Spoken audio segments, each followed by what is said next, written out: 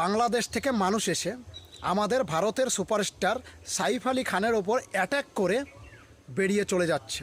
কিভাবে করলো? এই মানুষটার নাম নাকি শরীফুল। বাংলাদেশের মানুষ, সে ভারতে আসলো কিভাবে? প্রশ্নটা এই জায়গায়। সাইফ আলি খানকে অ্যাটাক করেছে সেটা বড় কথা নয়, সে ভারতবর্ষে ঢুকলো কী করে এটা বড় কথা। আর তাকে Aadhaar card, identity card, PAN card এটা করে দিল কে? কার কাজ? কে ভারতে আসতে সাহায্য করেছে শরীফুল রাজকে? আগে তাদের ধরা প্রয়োজন। কিভাবে সাইফ আলি খানের মতন অ্যাটাক করতে পারে একটা সাধারণ মানুষ বাংলাদেশ থেকে এসে?